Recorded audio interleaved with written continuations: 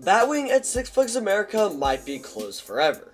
We're also getting reviews for the new Big Bad Wolf at Busch Gardens Williamsburg. Hollywood also keeps winning awards, and we have a whole lot to talk about regarding Six Flags, including a potential strategy that I think might be their best yet. We're going to be breaking all of this down, so let's get started. Starting off at Six Flags America, we are getting some unfortunate rumors that Batwing might be closed prematurely.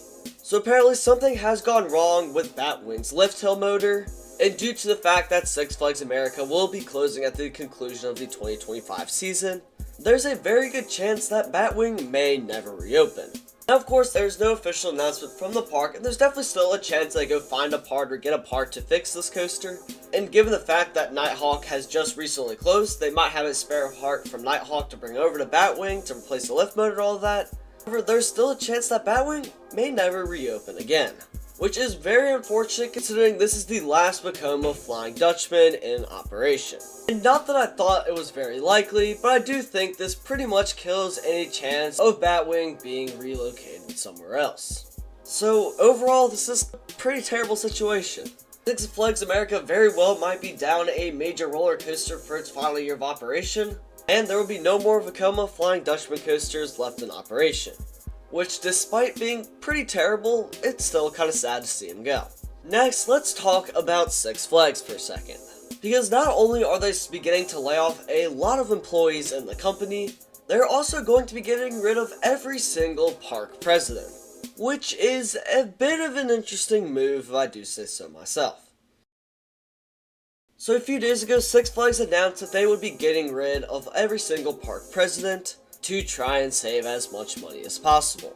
It's rumored instead of each park having its own park president, it looks like each region will get their own president to oversee a couple of parks. We could maybe see a California regional president to oversee Knott's Berry Farm, Magic Mountain, etc. Maybe one in Texas, Ohio, over on the East Coast like Carowinds and King's Dominion.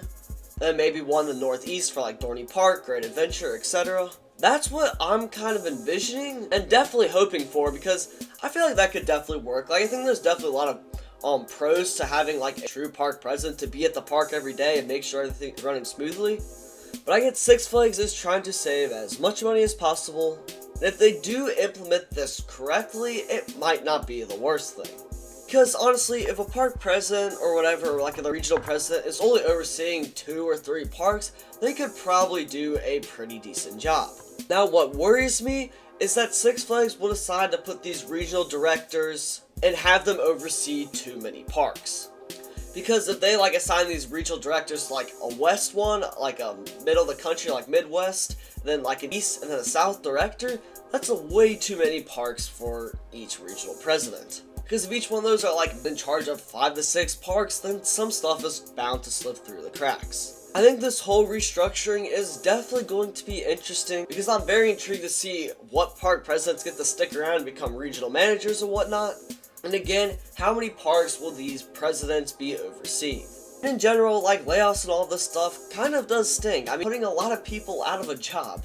And it's never good to see something like this happen. I think this was definitely one of the major, downsides of this whole Six Flags Cedar Fair merger. Like, we didn't see a whole lot of this, like, last year, but I think we're kind of starting to see it now. And we'll continue to see it for these next couple of years. So again, this is not really a great thing, to be honest, but I get Six Flags has to do something about their debt. And unfortunately, park presidents were what had to be cut. Next, let's head out to Dollywood, where they have been officially named America's favorite theme park for the 3rd year in a row. This was given out by the National Amusement Park Historical Association, and it's honestly kind of crazy to see a park win this award for the 3rd time in a row. Honestly, I can definitely see why Dollywood would win this award. It's got like a really nice atmosphere, there's a ton of nice shows, it's a great place to go with your family, and still has a very good collection of roller coasters too. And of course, you can't forget about Cinnamon Bread. Overall, Dollywood's honestly a really good park, and I'm glad to see them getting some recognition. And on another positive note, Iron Rattler at Six Flags Fiesta Texas is finally getting its 2nd train ready for daily operation. So you should be seeing that 2nd train here within the next few days. Next, let's head out to Busch Gardens Williamsburg, with the official opening of Big Bad Wolf, The Wolf's Revenge, Oh my gosh, what is with roller coaster names these days? We are finally starting to see some reviews and get an idea of how good this coaster truly is, and whether or not this was a solid addition to the park. Unfortunately, I did not get the opportunity to ride this coaster yet, but I've kind of a couple of reviews and stuff I've seen to kind of do an overall look on how good this coaster is. So for one, this coaster actually has really good theming. It's got a really nice entrance sign, it's got some solid theming in the queue and the station, and they even did theme a little bit during the ride's duration. Very similar to how the initial Big Bad Wolf looked. It is also said to run a whole lot smoother than Phoenix Rising at Busch Gardens Tampa. Now, there were definitely some concerns because this was a B&M family inverted coaster, previously have had some roughness problems, but it is good to see that it is running much smoother than Phoenix Rising. Oh yeah, and I forgot to mention this, the trains also look really cool too. And they feature that new B&M over-the-shoulder lap bar almost. That seems to be comfortable enough. And despite Big Bad Wolf still being a family coaster, it's not going to be boring or anything. Now, is it going to be super intense? No, but it's still going to be a pretty enjoyable ride experience. Now let's answer the question, why did Busch Gardens Williamsburg specifically choose this coaster to add? Why not another thrill ride or something like that? Well, I think A, they were probably trying to save a little bit of money because obviously a family coaster will cost less than a giant thrill ride. Parks are also kind of realizing that they want to bring in more families in general because families spend more money. I mean, think about it, if you are a thrill seeker or whatever and just visit a bunch of parks, you probably buy a season pass once and a meal plan and then spend zero money after that. But if you're a family, you're more likely to buy a one-day ticket and then spend money on food and dessert or something like that. Just in general, families bring in a lot more money than thrill seekers typically. That's why I think we've seen a bit of a shift towards family attractions in general with a lot of these parks because they realize they can make a lot more money. I think also the nostalgic aspect of Big Bad Wolf will also help kind of bring in a decent amount of people.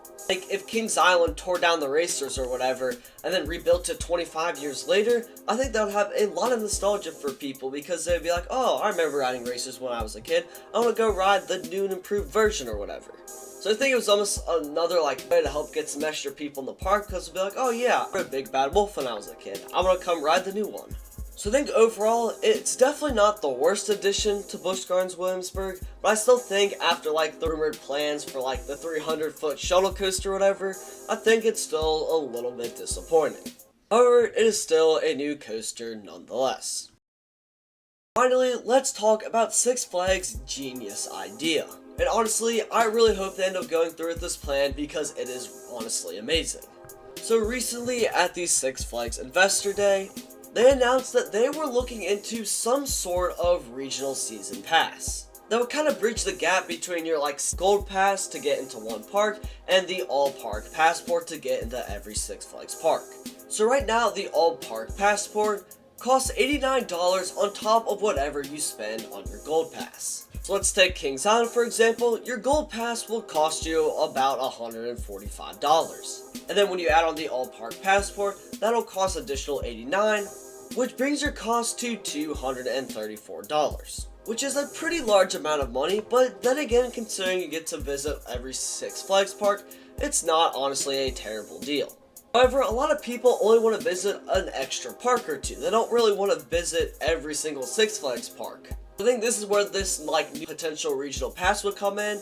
I would assume it'd be half the price, $45-ish or something like that. And you could pick your region, be a California pass to get into Magic Mountain and Knott's Berry Farm, and then an Ohio pass to get into Kings Island and Cedar Point. Then maybe more of a Northeast pass, Six Flags New England, Great Adventure, Dorney Park, etc. And then an East pass for Kings Dominion, Carowinds. Then maybe a South Texas pass to get into Schlitterbahn Parks, along with Six Flags Fiesta and Over Texas. And then maybe a Midwest for Valley Fair and Worlds of Fun. I mean, honestly, I really like this idea because typically you plan, if you're visiting a couple parks, but not every Six Flags park, typically you kind of pick a region and visit a few parks. You might go to Kings Dominion and Carowinds, who are pretty close to each other and make a long weekend or something like that. I think for maybe like our use case, like we have a gold pass to Kings Island, but maybe we want to go to Cedar Point for a weekend or something like that. That extra like 45 bucks or so getting the Cedar Point like multiple times would be a really good deal. Or I mean, the option to just go to like the couple California parks owned by Six Flags, like again, that'd be really good value and would also make Six Flags a little more cash. So yeah, honestly, I really like this idea, to be honest. I think it's good for anyone who's planning a theme park trip or just wants to maybe like visit Cedar Point or something like that. Or visit a specific park near them that they don't have like a gold pass to. I think it's also good for Six Flags because, again, this encourages people to upgrade their passes and they make more money, which is a good thing for them. However, it's still not like official. Like they did announce they were like kind of like looking into something like this, but there has been no official announcement. So I don't really know when or if this is coming even. But of course, I'll keep you guys updated on this project as we get more info on what this could potentially look like. Also keep you updated on everything mentioned in this video again if we get some more info. So you want to stick around for that, consider subscribing down below. So yeah, it's been a pretty crazy week of theme park news. Again, if you did enjoy the video, consider subscribing and maybe dropping a like down below while you're at it. And if you maybe are planning a theme park trip in the future or just want some extra tips on how to have the best day at any theme park, check out the video on your screen right now, as I'll walk you through some tips and strategies to help you have the best day no matter what park you visit. Anyways, thank you guys for watching, have a great rest of your day, and I'll see you all in the next one.